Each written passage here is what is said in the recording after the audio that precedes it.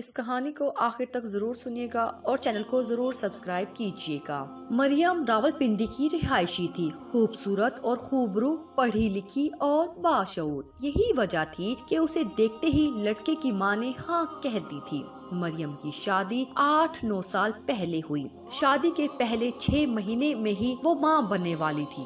ساس سسر نندے بھاوجے سبھی نے مبارکباد دی اور لڑکا ہوگا کہنا شروع کر دیا۔ ڈلیوری کا وقت قریب آیا تو شوہر کے ساتھ ساتھ سسرال کے تقریباً سبھی لوگ مریم کو ہسپتال لے کر گئے۔ ڈلیوری نارمل ہوئی اور ڈاکٹر نے بیٹی کی پیدائش کی خوشخبری سنائی۔ یہ سن کر مریم کی ساس کا منہ بن گیا، جبکہ دیگر افراد اپنے جذبات چھپانے میں کامیاب رہے۔ مریم 2 دن بعد گھر آئی تو معلوم ہوا کہ گھر کے حالات پہلے جیسے نہیں رہے۔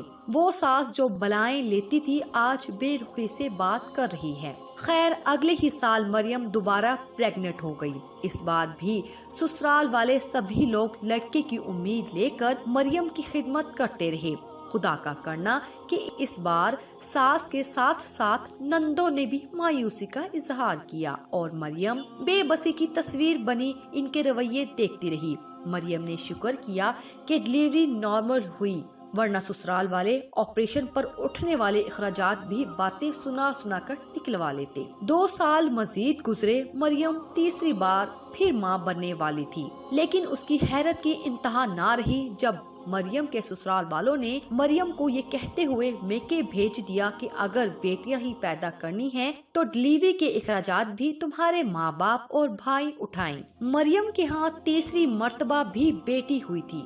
بچی کی پیدائش پر مریم کے سسرال سے کوئی دیکھنے تک نہیں آیا۔ 1.5 ماہ کی بچی اٹھائے مریم گھر واپس آئی تو اس کے لیے زمین بہت گرم ہو چکی تھی۔ ساس اٹھتے بیٹھتے پرانی باتیں نکال کر تانے دیتی۔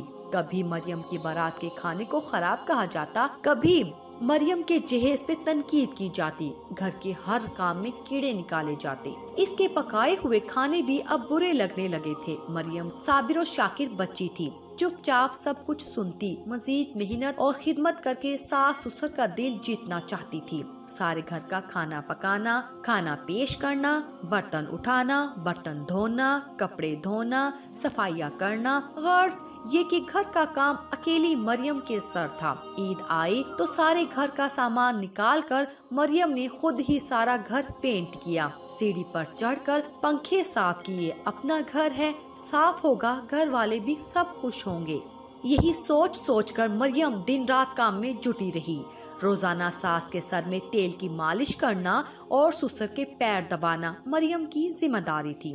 اتنا سب کچھ کرنے کے باوجود اولاد نرینہ اور خاندان کے وارث کا مطالبہ بدستور جاری رہا۔ مریم کی بڑی پہلی بیٹی 5 سال، دوسری 3 سال اور تیسری 1.5 سال کی ہو گئی تھی۔ مریم کی بیٹیاں بھی مریم کی طرح خوبصورت اور معصوم تھی، لیکن اس گھر میں اب ان کی کوئی وقت نہیں تھی۔ مریم چوتھی بار پریگننٹ ہوئی۔ اس بار نسخہ ہر وظیفہ آزمایا گیا، طرح طرح کے تعویذ لا کر باندھے گئے۔ مریم خود بھی بہت ڈری ہوئی تھی۔ کسی نے کہا صبح فجر کے بعد فلاں سورت پڑھو تو اولاد نرینہ ہوگی، کسی نے کہا فلاں آیات لکھ کر ناف پر باندھو۔ الغرض ہر اسلامی اور غیر اسلامی ٹونا ٹوٹکا استعمال کیا گیا۔ جو ڈلیوری کے دن قریب آتے گئے، ڈر مریم کے دل میں بیٹھ گیا۔ وہ ہر وقت یہی دعا کرتی کہ اس کے ہاں لڑکا ہو جائے۔ وہ ہر وقت یہی سوچتی کہ لڑکی ہو گئی تو کیا ہوگا۔ حسب سابق ڈلیوری کے لیے مریم کو اس کے ماں باپ کے گھر بھیج دیا گیا۔ اس کی ماں اسے لے کر ایک پرائیویٹ ہسپتال پہنچی۔ لیبر روم جاتے ہوئے بھی مریم بہت ڈری ہوئی تھی۔ ڈلیوری کے بعد لیڈی ڈاکٹر نے ایک ننھا سا وجود مریم کے سینے پر رکھتے ہوئے کہا، مبارک ہو، بیٹی ہوئی ہے۔ یہ الفاظ مریم برداشت نہیں کر سکی۔ اس کا دل رک گیا۔ ہارٹ اٹیک اتنا شدید تھا کہ وہ 40 سیکنڈ میں ہی مر چکی تھی۔ وہ 40 سیکنڈ مریم پر یوں گزرے جیسے 40 سال ہوں۔